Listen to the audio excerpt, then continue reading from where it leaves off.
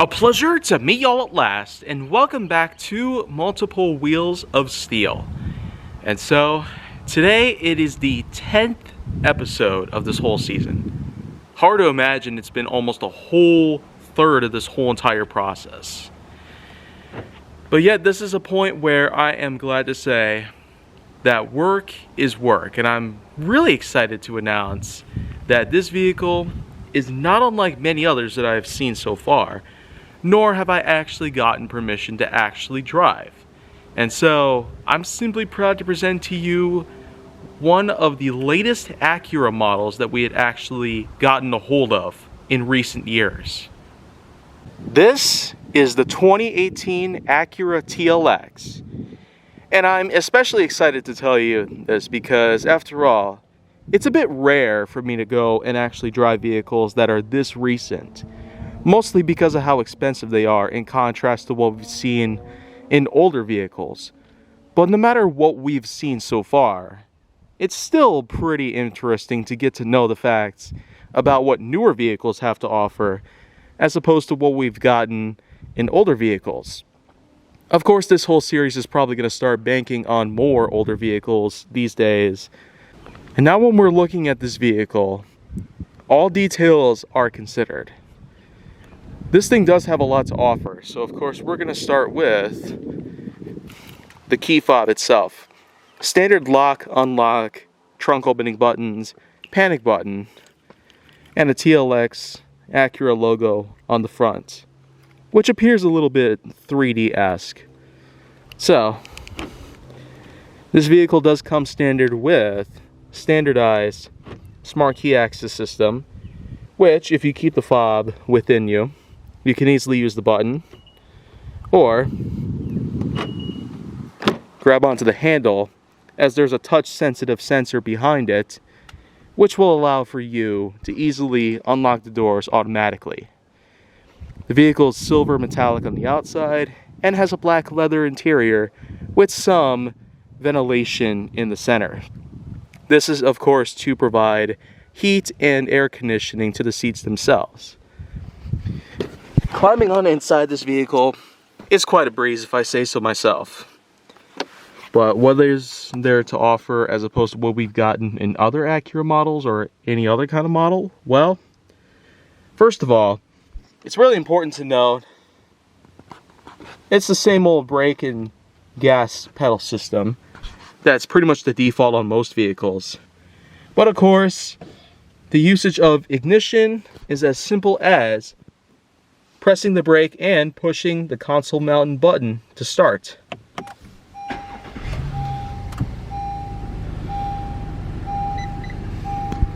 The vehicle does have automatic moving seats, if you had just noticed when my legs were going a bit forward.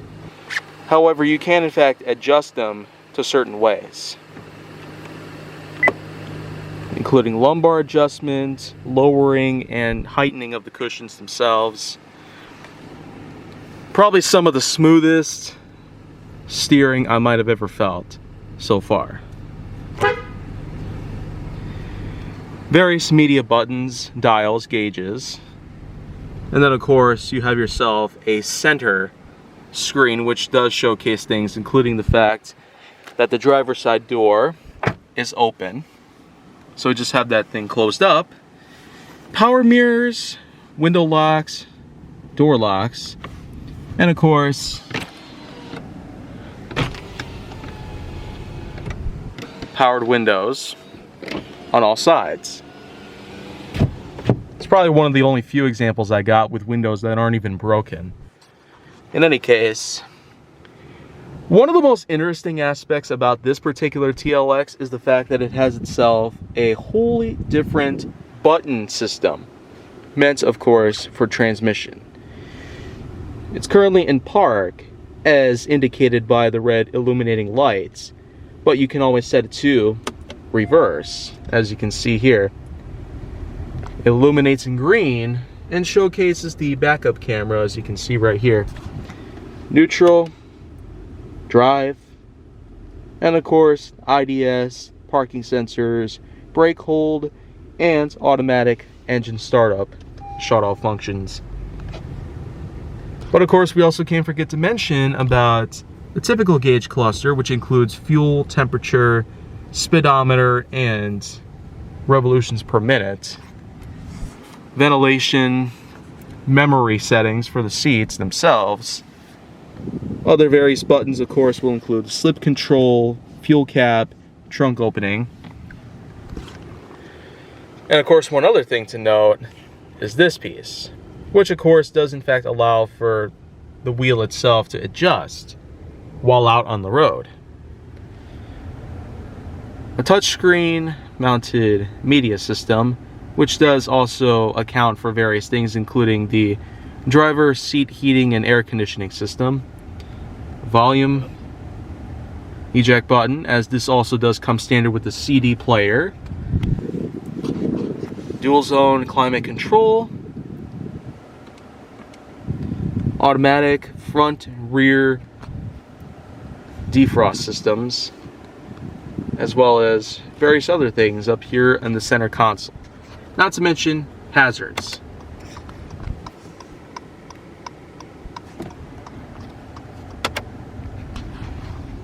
Other things that are worth noting include center mounted storage, which is just one piece, unfortunately.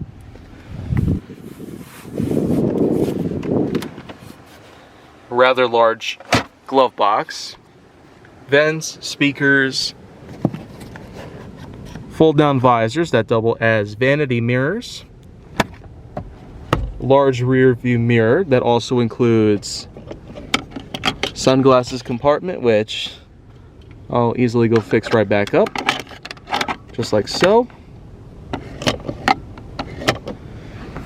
Not to mention sunroof, which also does have various functions in it. This knob right here is able to adjust it, and then of course illumination of all sorts. You also do have yourself inner voice communication, assistance buttons, garage home links.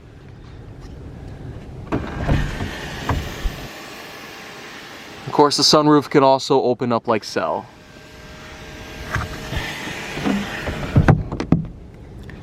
Headliner, leather, faux wood paneling on the sides. And so, with that in mind, that's pretty much what you need to know about most parts of the interior. But we could take a look at both the trunk and the hood itself. We'll go take a look at the trunk end first. Has itself a rather large capacity for a vehicle that's relatively small. Of course, we also can't forget to mention that this is one of many vehicles that you can get these days that do have the ability to, in fact, allow for the rear seats to collapse. So if we go to the back side here, we can see for ourselves that the seats can, in fact, adjust downward. So this way, in case you want some extra room, then you can, in fact, do that. Here's a fuel cap, aluminum tires and rims. And who could ever forget the usage to be able to escape from the trunk in case you ever get kidnapped. But of course, let's not forget to mention about the engine itself. So, how does this stack up compared to other models? Well, as you can see here, it's got itself hydraulic systems to help keep the hood itself open in case you have to do some major work to it. But as you can see, the Acura standard engine is a pretty big one, as you can see right here. Also various other things, which include the wiper fluid, battery, antifreeze coolant, and other various such places where fuels and other such materials will be needed to make this car run properly.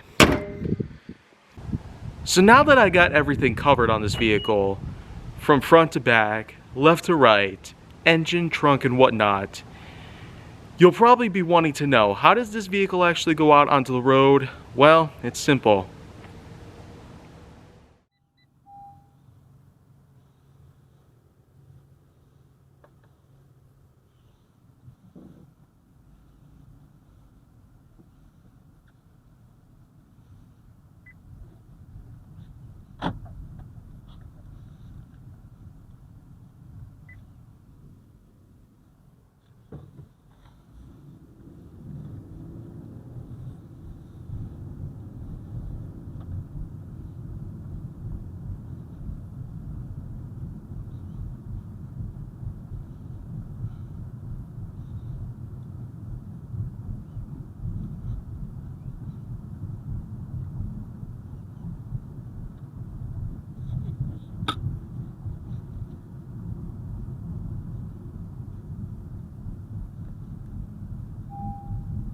fasten driver's seatbelt.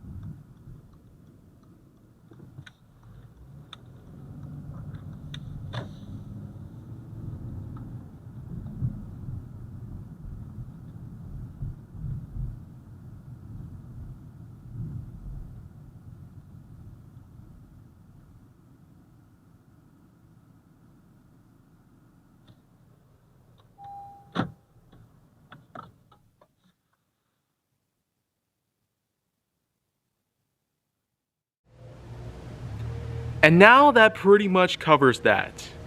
And if you're wanting to see more go down to my channel, then make sure that you like, subscribe, comment, follow me on social media, and stay on the Hollywood side.